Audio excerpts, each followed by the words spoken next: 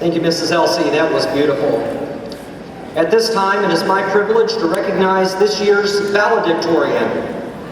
Valedictorian is an academic title given to a senior who has maintained the highest overall GPA in the graduating class. The title comes from the valedictorian's traditional role to deliver the official graduation farewell. With a cumulative grade point average of 4.31, Kelsey Lester has proven to be an amazing scholar. She is the daughter of Jeff and Lisa Lester.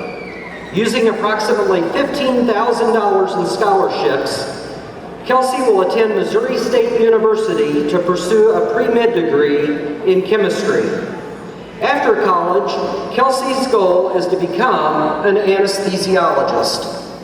Mrs. Crystal is Kelsey's favorite teacher because over the years she has not only been a teacher, but also a mentor and someone that she can talk to when she needs someone. Kelsey lives by the philosophy, when life gets tough, the only thing you can do is build a bridge and get over it. Her favorite quote comes from Vince Lombardi: "The only place success comes before work is in the dictionary." It is now my honor to decorate Kelsey with the prestigious Valedictorian Medal of Academic Excellence. Kelsey, congratulations, and may the future be yours.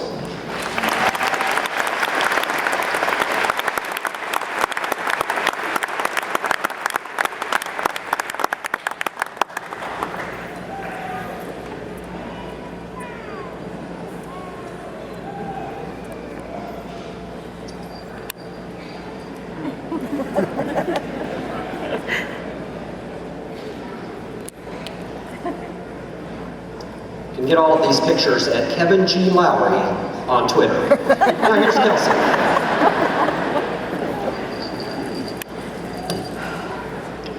Thanks, Mr. Lowry. Walking into our freshman year, each of us had our own idea of what high school was going to look like. We thought we had a pretty good idea of what our golden years of high school were going to look like, and we thought the way our life was and the relationships we had at the time were going to last forever. Think back to the first day of our freshman year. If you were told on that day how your life was going to be on the day of your graduation, would you believe it? Would you believe all that has happened to you, both good and bad? Would you believe all the friendships of yours that had grown or withered away? I know if I was told how my life would be in 4 years on the first day of high school, I wouldn't have believed it. But now that I think about it, I wouldn't have wished it to be any other way. Looking back over the past 4 years, I'm happy about all that I've experienced, both good and bad, mistakes and all. Because the number one thing that high school gives us is the ability to learn and the chance to change. The learning I'm talking about isn't what the teachers try to get us to do in the classrooms. What I'm talking about is the learning about life in general. High school gives us a chance to learn about ourselves, how to deal with others, and how to learn from our mistakes. Because, let's face it, we're teenagers, and making mistakes and sometimes learning from them is what we're good at.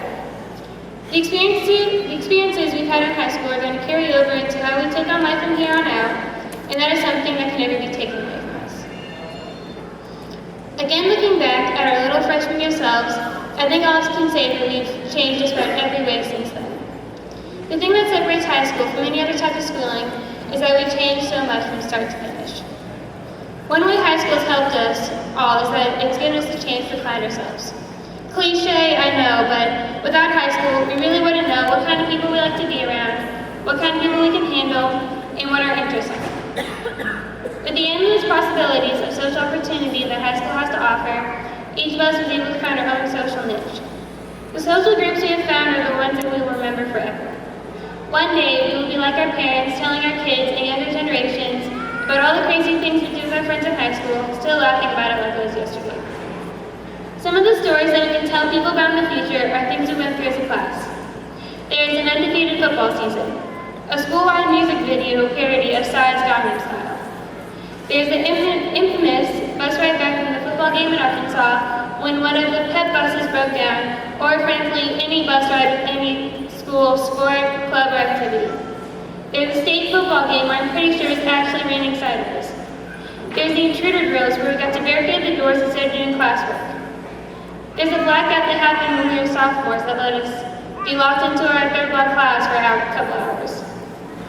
And of course, there's Mr. Lara's long-winded announcements. Well, we have some things in common. All of our experiences with the high school are different.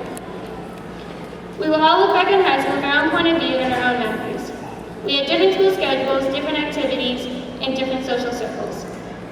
We lived different lives over the past 4 years, but we started each school day the same way.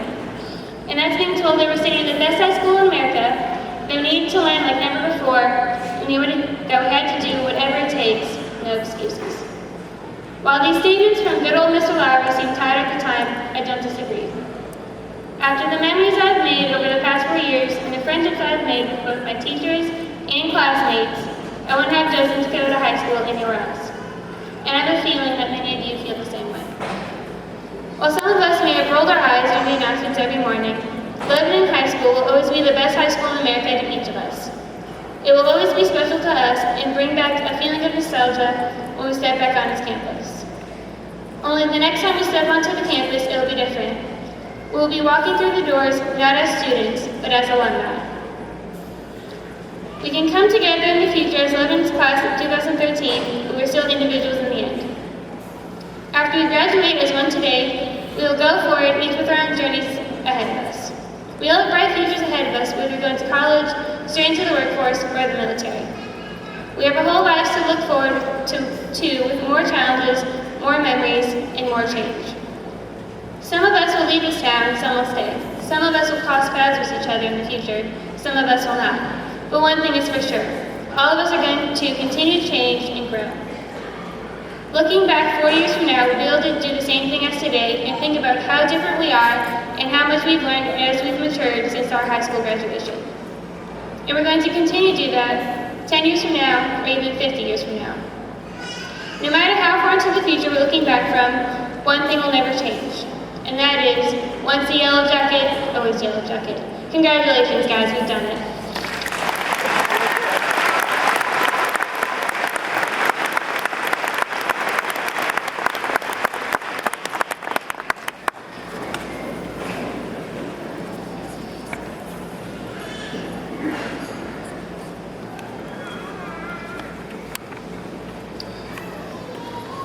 While this is a night of great joy, it is also a night of sadness, as one of our seniors is not with us this evening. Priscilla Ray departed our world in April. Please allow me to read from her obituary. Priscilla Eunice Ray was born November 6, 1994 in Greenville, South Carolina. She departed this life Thursday, April 18, 2013, in Mercy Hospital in Lebanon, Missouri, at the age of 18 years, 5 months, and 12 days. She was preceded in death by her maternal grandfather, James Pape. Priscilla is survived by her mother, Jewel, who is here with us this evening, and many of her brothers and sisters. She was born in South Carolina, was raised in Hot Spring, Arkansas. She then moved to Lebanon, Missouri in 2003, where she was currently in her senior year of high school. She was interested in early childhood development and was a member of the LHS girls softball team. She was also working part-time at McDonald's here in Lebanon. Priscilla made her profession of faith in Christ and was a member of First Baptist Church here in Lebanon. She possessed a delightful sense of humor, was very well liked, and loved to joke and laugh.